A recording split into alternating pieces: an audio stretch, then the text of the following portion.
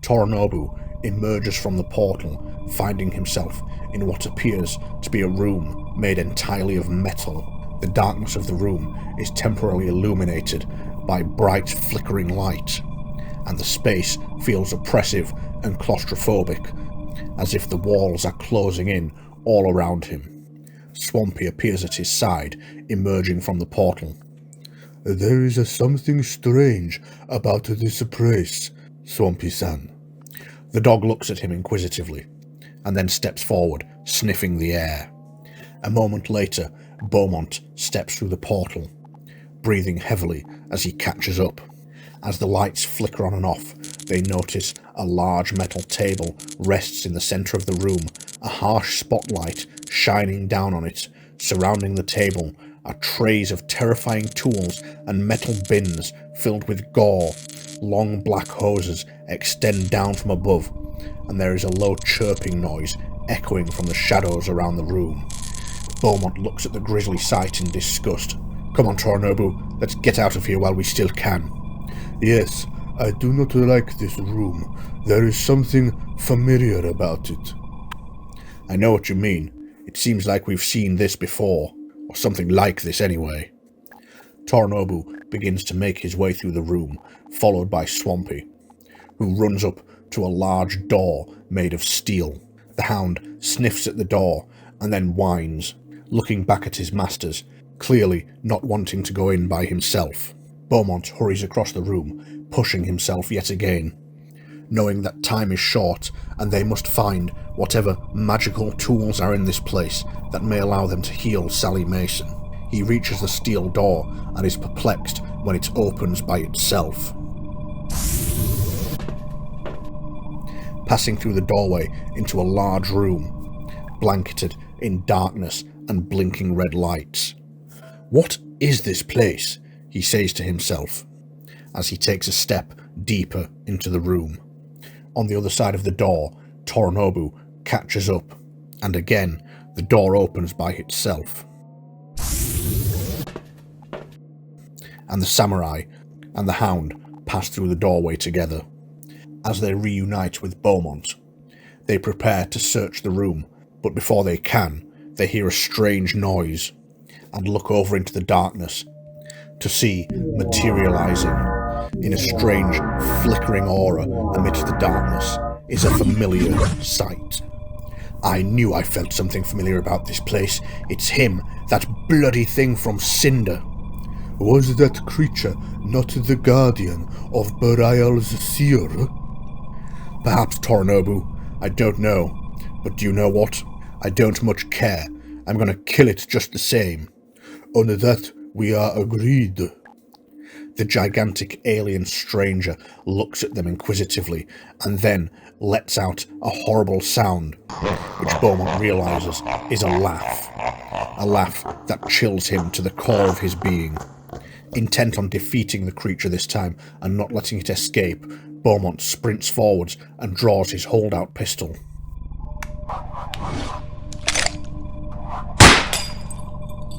The bullets sink into the flesh of the giant creature, and just as it had done in Cinder, its body phases in and out of existence, bouncing around the room. In 2 blinks of an eye, it is already much closer to Beaumont, its vicious-looking surgical blades catching the red light, seeming to hunger for his blood. Beaumont raises his shotgun.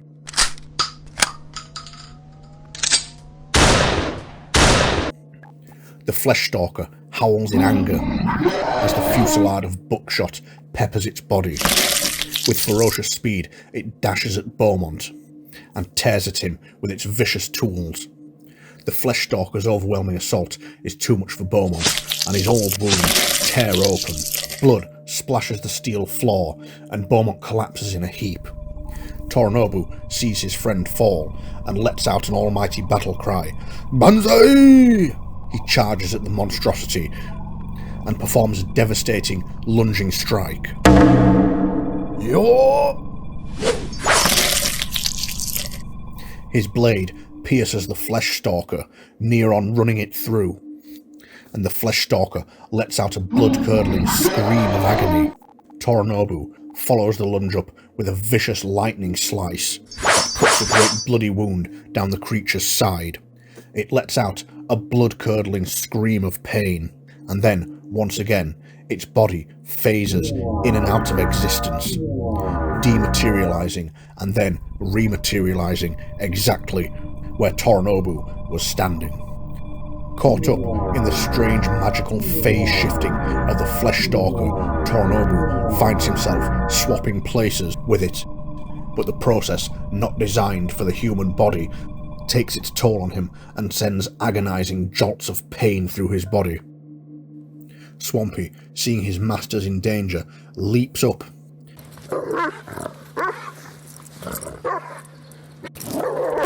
and bites into the calf of the flesh stalker. The damage against the giant being is superficial, but it is enough to attract the attention of the sinister surgeon. But as the flesh stalker is distracted, Beaumont struggles back to his feet and calls on fortune's favour as he opens fire with his pistol.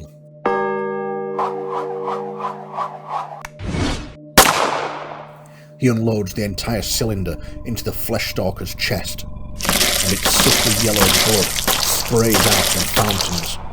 But to his dismay, it does not fall, and instead draws a vicious, serrated blade, ready to attack. It lunges forward with sudden ferocity, and swings itself round in a sweeping arc, the blade in its hands whirling in a dance of death that cut into both Beaumont, Torinobu, and Swampy.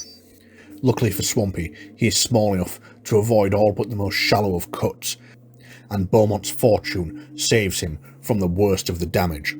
But Torinobu is not so lucky, as the biting teeth of the blade gouges out his eye, and he collapses to the ground in a spreading pool of blood.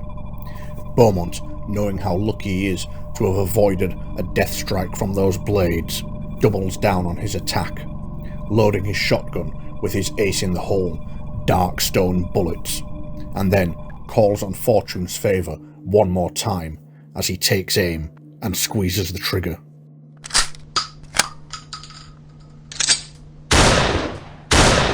The triple blast of shotgun shells echoes around the small, confined room, and the massive burst of darkstone pellets slam into the face of the flesh stalker, bursting its skull apart. This time, the creature does not phase, it does not disappear from existence. All it does is topple forwards and crash to the ground with a heavy clang, blood still seeping from what remains of its head. And that's all for you, you bloody vagabond. Beaumont helped Torinobu back to his feet, and through a combination of bandages, whiskey, and various healing salves, they managed to stop the bleeding and stabilise Torinobu's condition. Well, that's the last we'll see of that bugger, I'd say. Yes, I hope so. He was a very dangerous creature. I wonder if he was like us. Like us? Speak for yourself, Torinobu. I'm nothing like that thing. No, I mean he appears to be a creature that travels around these various worlds, collecting artifacts or pursuing some other fiendish goal. Well, he doesn't do anything anymore, on account of him not having a head. Quite true. Now, let us see if we can figure out what this place is that we are in. The room appears to be a command station. There are several control panels and monitors lining the walls, as well as empty chairs and freestanding consoles. Across the room, Beaumont sees a blinking red light next to a large button. I wonder what this does, he says, pressing the button. As light once again floods the room, Beaumont notices immediately what appears to be a rifle laid across one of the consoles. Hello, what's this? He says, lifting the weapon up and examining it. I think you'll be coming with me. Beaumont-san, look over here. Beaumont turns towards the sound of Torinobu's voice. What the bloody hell is this? I don't think we are in Brimstone County anymore, Beaumont-san.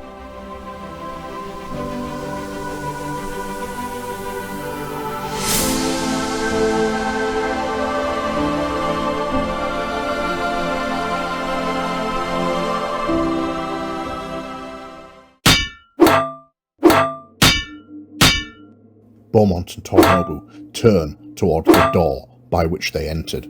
The cacophonous scraping and banging against the metal grows louder, and suddenly, with a great screeching crash of metal, the door is ripped from its frame and collapses. From the darkness beyond emerges a horde of shambling, rotting figures dressed in what appear to be diving suits. What in God's name is this? It appears this place is infested with the undead. We must destroy them. As the horde of undead spill into the room, Beaumont draws his holdout pistol and opens fire.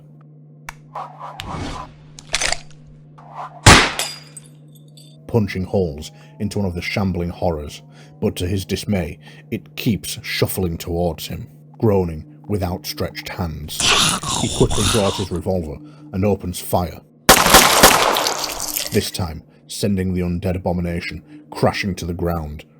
Bloody tough customers, these chaps, Torinobu. Let us see how they like the taste of my bread.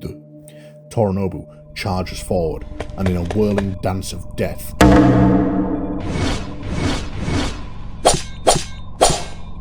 cuts down two of the shambling horrors. As the two men slay their foes, Beaumont looks up to see yet more of these undead monstrosities stumbling and clawing their way into the room through the opening.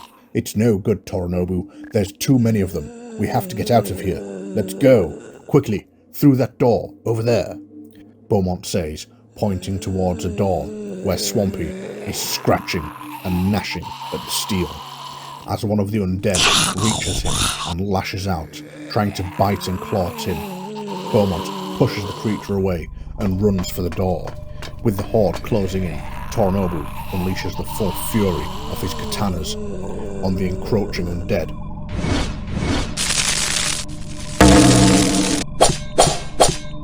And leaves two more slain. Then, as the endless wave continues to spill into the room, he joins Beaumont, and together with Swampy, they pass through the automated door.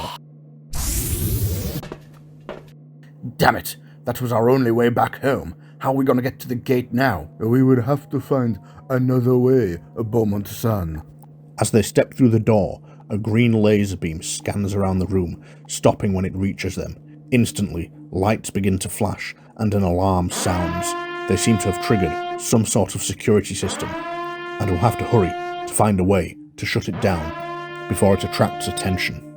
Beaumont steps over to a console on the wall, and although not quite sure what he is doing, he flicks switches and pulls levers, and fortune favours him as the laser beam deactivates and the room goes quiet once more. I'm not sure what that was, but I don't think we wanted to find out. Yes, it cannot have been anything good. Suddenly, from the other end of the room, there is the screeching of metal, and the deck plating gives way under the clawing hands of more of the undead. The steel grating is broken, and from below emerge more of the undead monstrosities, and with them a quartet of the horrible little strangler creatures, though there is something about these ones that appear far more deadly than the ones they have fought in the past. Beaumont's holdout pistol is in his hand with a flash, and the gun barks.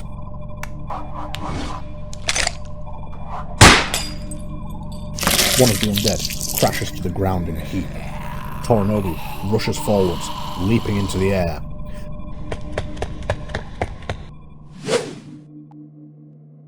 And descends on one of the stranglers, slicing it clean in half. Swampy runs over to Torinobu's side and begins barking angrily at the shambling monstrosities filling the room. One of the stranglers, drawn by the dog's barks, runs over to Swampy and begins attacking the poor hound.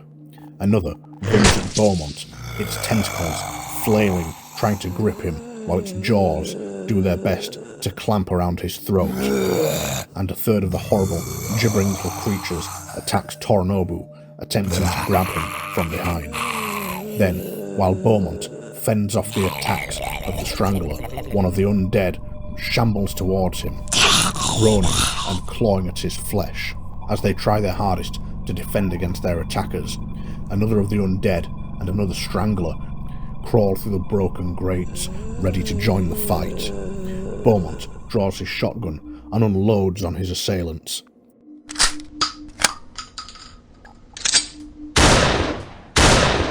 Blasting apart both the undead and the Strangler in a hail of dark stone buckshot. Then sprints towards Torinobu and Swampy, hoping to assist them. "We need to seal off that grating, or they're just gonna keep coming through."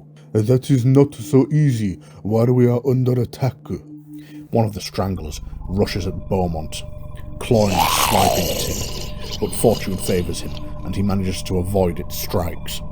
Meanwhile, Torinobu wrestles with the undead and the Strangler attacking him from behind. He swings his sword, but in the whirling melee, he fails to cut down his assailants. And then, yet another Strangler and undead crawl through the broken grating. "Good Lord, how many of them are there? We'll be finished if we don't do something about this," Beaumont says, slipping away from the Strangler attacking him and moving further back into the room. Then carefully lines up a throw and tosses a stick of dynamite at the horde of Stranglers. Rips apart the horrid little beasts, but to his horror, the explosion rips a huge hole in the side of the room, and beyond, through the opening, there is nothing but dark, black space. Suddenly, a massive wind whips through the room, blowing everything towards the opening.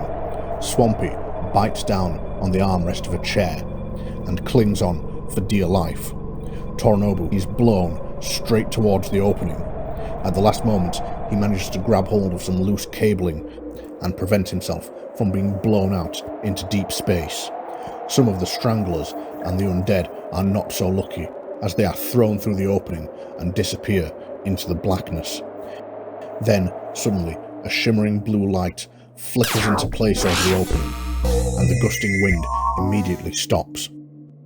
"I suggest you do not use dynamite in this place, Beaumont-san," says Torinobu, climbing to his feet.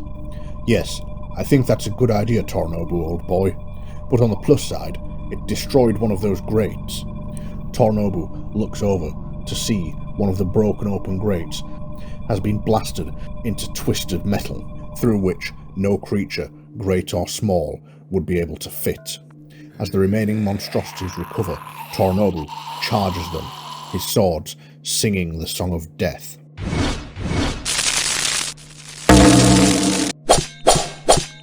And leaving yet another Strangler and another of the undead on the ground as chunks of chopped meat.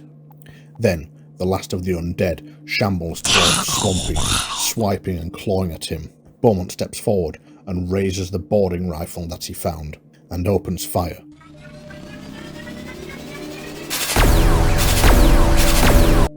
The burning hot laser beams smack into the undead, and completely disintegrate it in a flash of light. Swampy makes a run for the door, while Torinobu and Beaumont get to work sealing off the remaining two grates. They work together, twisting the metal and covering it with whatever they can find, until finally both grates are completely sealed off. Well, nothing will be getting through there now. Come on, let's get out of here.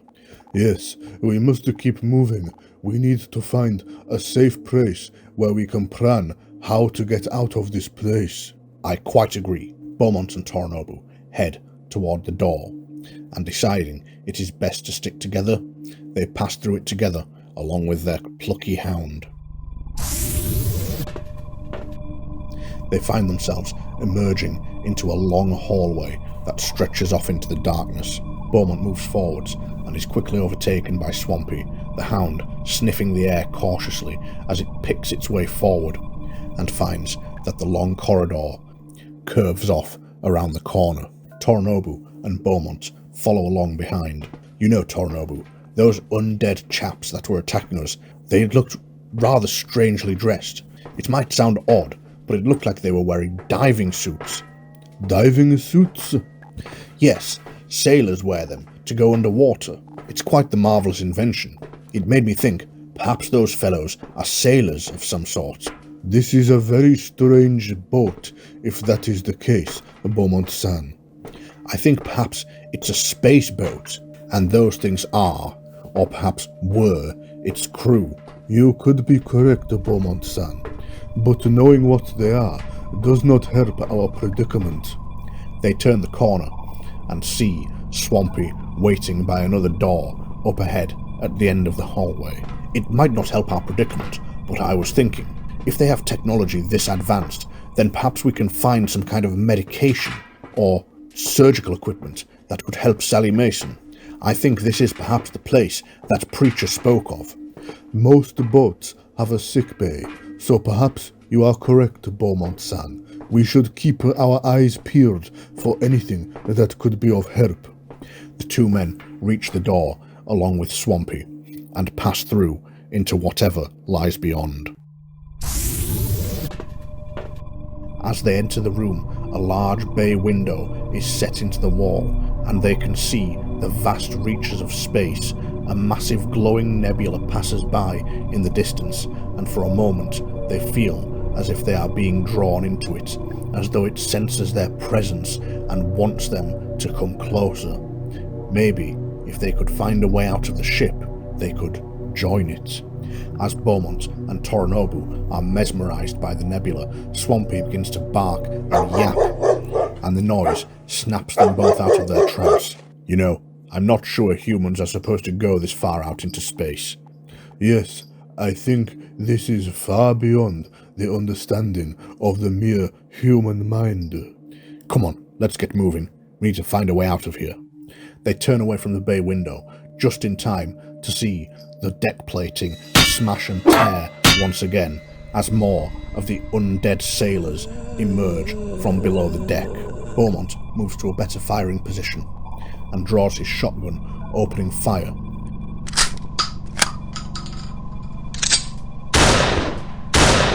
Taking down one of the undead sailors. Torinobu charges forwards, and with some fancy sword work,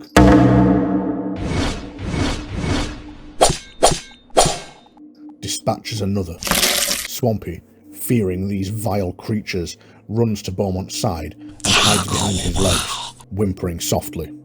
"Don't worry, boy, we won't let these nasty buggers get you," says Beaumont, as the last of the undead sailors shambles towards Torinobu. The samurai's quick reflexes allows him to dodge out of the way of its attack. Beaumont-san, I will deal with this monstrosity. You must seal that grating. Right you are, old boy. I'm on it. Beaumont runs over to the broken grating and begins struggling to find a way to seal it off. Meanwhile, Torinobu performs a deadly lunging strike. Yo! That impales the undead sailor and leaves it as a husk on the ground. Beaumont continues trying to seal off the broken grate, and Torinobu joins him. Together, they manage to patch over the hole in the deck and prevent any more horrors from climbing through. As they pass through the door together, they find the path ahead is blocked by several loose cables that are dancing around the floor, arcing blue energy as they strike the metal plating of the passage. A long lever protrudes from a conduit box on one wall. If they could reach it, they might be able to manually shut the power off. I will handle this, Beaumont-san, says Torinobu, as he reaches the lever and with an almighty yank pulls it down. The sparking electricity immediately stops, and the two men tentatively pass through the arcing cables, finding themselves in a loading dock. A loud grinding noise echoes through the halls, whirring and hissing as a massive cargo bay door up ahead struggles to seal. Something seems to be stuck, preventing it from fully closing. Together, Beaumont and Torinobu manage to dislodge the obstruction in the cargo doors, and finally they close up, and the horrendous racket they were making ceases. As they pass into the room, however, it seems the horrendous noise has already drawn the attention of the undead sailors, as yet more grating smashes and rips from the ground, and more of the undead astronauts emerge. Beaumont sees the power gauge on his boarding rifle has recharged and draws it up to his shoulder.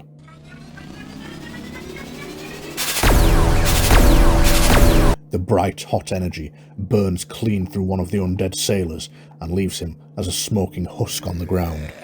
Raking the laser fire across his assailants, he misses one, but the third is caught by the burning hot beams and its body bursts into flames, but it does not fall and continues attacking whilst on fire.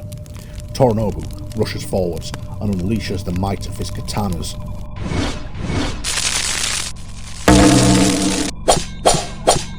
But despite several vicious cuts, neither of the undead sailors fall, and it is left to Swampy.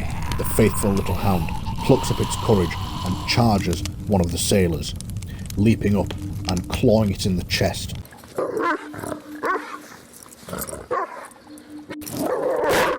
The sailor falls backwards and plummets down the grating from which it emerged. The last of the undead claws at Torinobu and rips a bloody gouge in his heart. Beaumont, meanwhile, manoeuvres around the docking bay door and begins to squeeze past the docking bay's loading arm. From his new vantage point, he draws his pistol and opens fire.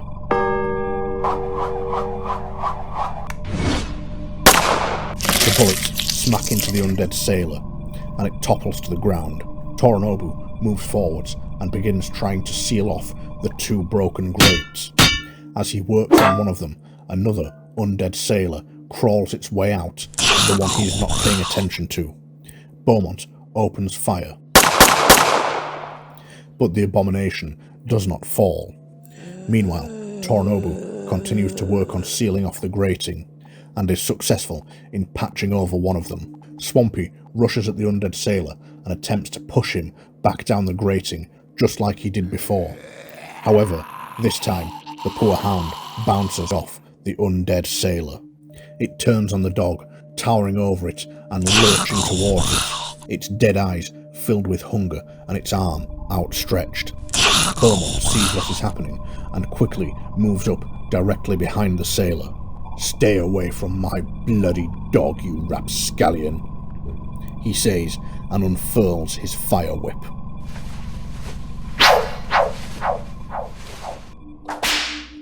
The whip wraps around the undead's neck, and with a quick yank, Beaumont pulls it to the ground, where the pulsating fire channels through the whip and it bursts into flames. "That'll teach him, won't it, Swampy?" The dog barks happily in agreement.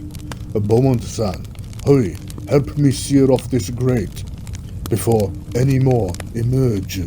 Beaumont hurries over to Torinobu, and together the two men seal the last of the broken grates. We must find a way out of here. There is nowhere safe from those undead sailors. Yes, but how the bloody hell are we supposed to get out of here? They're everywhere. Suddenly, Swampy's barking draws their attention to something in the corner of the cargo bay. A small local teleportation pad is built into the floor, and the two men watch as it teleports pieces of equipment. Good lord, it looks like they've mastered the power of the void gates on this thing. What do you mean, Beaumont-san? Look at that thing. It's clearly using the void energy to teleport things. Perhaps we can use that teleporter to get us out of here. Is that safe? Safer than being here, I'm sure. I suppose we do not have any other choice, says Torinobu, and the two men and their hound step onto the teleportation node, hoping it will take them someplace far safer than this derelict ship.